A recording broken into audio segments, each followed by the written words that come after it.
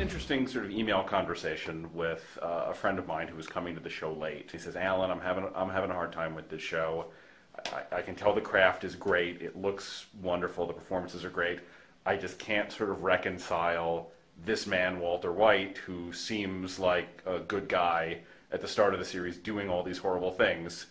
And I write back to him, I say, the thing you have to understand, at least from my point of view, is Walt's a monster. Walt was always a monster, and just sort of it took this to bring that out of him. And he said, aha. And he watched the rest of the series. He says, okay, thank you. I like it much better now. I'm curious, obviously, for what your perspective is on the goodness, badness of Walter pre and post the cancer diagnosis. Yeah, Alan, that's a good assessment. You're completely wrong, but that's a good assessment.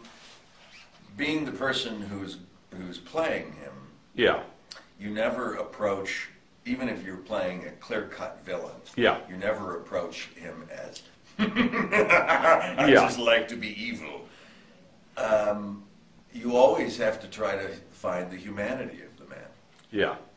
To me, it was never that it was preordained that he was this incarnate evil person, and yeah, it's just now realized. To me, it was the circumstances. To me, it was things that got out of control. That he was this man. Yes, he is. We first meet him. He's depressed. Then you add on that he has terminal lung cancer. He's going to die in 2 years, and that sets him into a tailspin. And then he realizes, so I'm going to die in 2 years. My wife will empty my bedpan and wipe my drool and change my diaper because I can't do it. And then I die anyways, and I leave them penniless. No man wants to leave a legacy like this. Yeah. So he thinks in a very hasty, immature way, what can I do? What do I know? I know chemistry. And because of the contact with his brother-in-law, he realizes, maybe I can do this.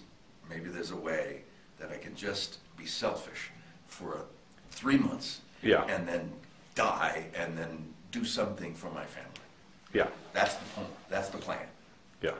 Smart man, stupid plan. Because he entered into a world he has no skill set for. He has no idea what he's doing here. Yeah. So I think it's circumstantial. Okay. I think, and what I've discovered is that anyone, even the meekest person among us, yeah, is dangerous given the right set of circumstances. Okay. That things can turn. I used this analogy before. It's like everybody's got a money attachment to it, and you think you don't, but you do. Yeah. Like if I said, let me slug you in the face, you would laugh and go, well, that's ridiculous. Well, let me give you $100 to slug you in the face. No, let me give you $1,000. Why would you do that's ridiculous? Let me give you $25,000 to slug you in the face. And now what happens? Now you go, would you, I don't know, I don't know if he really has it, but now you're thinking about it. Yeah. I'll tell you what, let's end this. I'll give you $50,000 to slug you in the face. Now you're going, where would you hit me? When did I get the money? Is it, now you're negotiating. You've already accepted this. In a short period of time, I've taken you from, what are you kidding? This is a stupid idea, to it's possible. So when you think of that little example, yeah, with no other anxiety coming down on your life, that you could change, just like that. I could make, given the right set of circumstances, anyone, any human being, could become a completely different person and be perceived as being evil. But I'm curious then, because along the way to where we are now, Vince has laid various points at which Walt could have gotten off this road pretty easily, and he chooses not to. He doesn't take the money from his ex-girlfriend. He doesn't quit after he's cured and he's paid the medical bills. He keeps going back to it. Is that ever something that's difficult for you to reconcile as the guy playing him? At times, it may be, but then when you really analyze it, you realize that's all part of his devolvement as a human being. Yeah. That here's a man who just presented things, ego, or for what?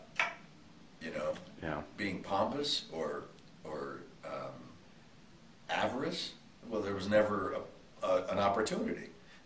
But now, given the opportunity, it's like the man who says, I am, yes, I live on this deserted island. I have never cheated on my wife. It's like, hang out at the Playboy Mansion for a while, and then make that claim, and then that's your character building thing. It's like, it depends on what is there. Yeah. If the temptation of money is there, if you're poor, what temptation is there? So all these different elements come into play, and what we've discovered, it's not just on the surface of it. It's not just money and that. It's what money does. Yeah. To have it affects you emotionally. It affects you intellectually.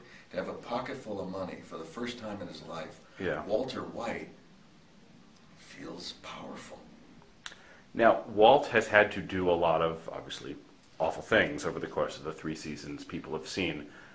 Have there ever been any moments where, either when you've gotten the script or when it's time to play that scene, where you've had some difficulty, where you've said, all right, I got to talk to Vince, or whatever? What's an example of something like that, where you really had to be walked into it? And sometimes they're oversights. Sometimes I'm helping bring attention to them. There was one scene last year that comes to mind. I'm sure there's several. He forcefully moves back into his house, into his own house, much to the chagrin of Skylar. And she puts him in the nursery room, and he's sleeping on the floor and like this. And she's like, well, I don't approve it. I don't like it, And at the end of that episode, he signs the divorce papers.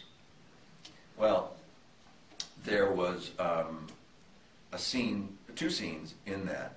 What Walt wanted was to be accepted back into the family. And she makes dinner for him and places, the place down and invites him to dinner. Oh, that's a good one. Then there was another part of the scene that was written, that this is all taken out, that she came by with her laundry basket and saw his stuff and just picked up his stuff and went and did his laundry. Yeah. And Walt sees his laundry is folded and then invited to dinner, and then he still signs the papers.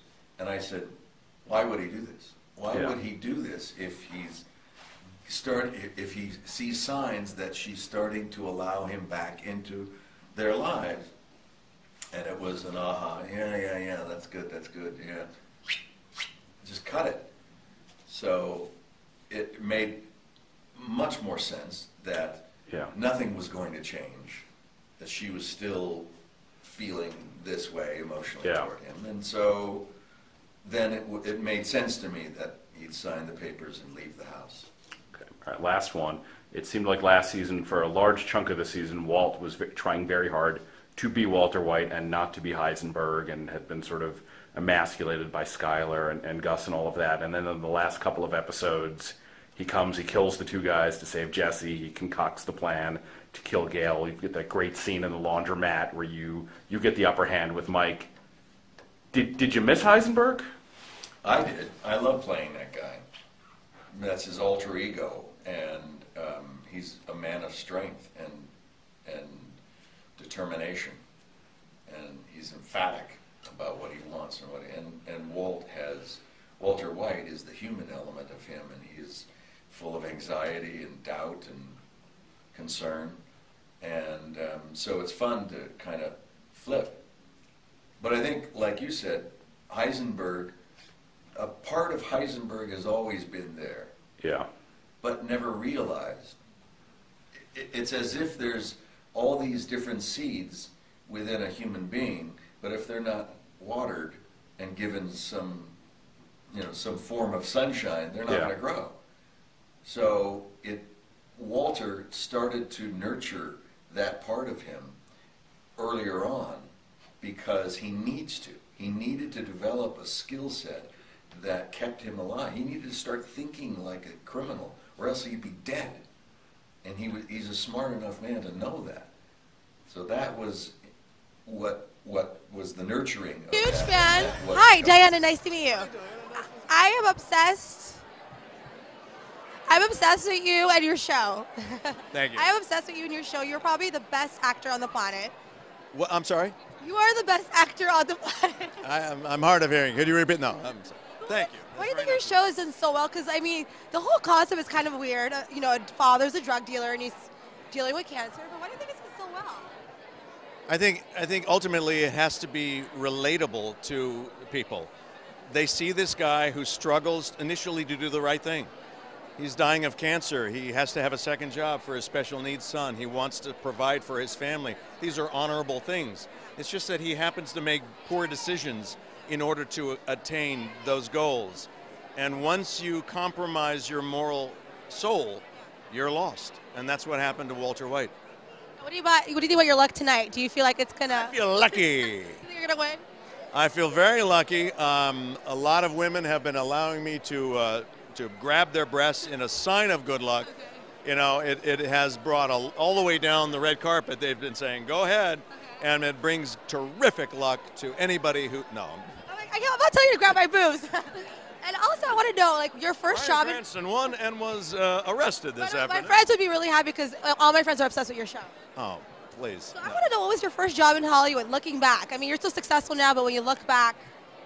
I played a hick on Chips. There was a TV show called Chips where I played almost like Gomer Pyle. If you don't even remember who that is, but he was the guy, and I exaggerated the voice, and I was all like that. It was so much fun, and they said, yeah, you can go even further. Oh, I will. You know, I mean, and I got arrested for stealing a car, and that was my entry into absurdity. And what's the perks of Hollywood, you would say? Perks. What's the what? Perks of Hollywood.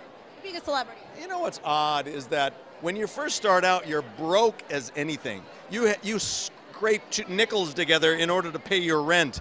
And then if you're lucky and you have a career, people buy you dinner, they pay for your theater tickets. It's like, where were you when I needed that?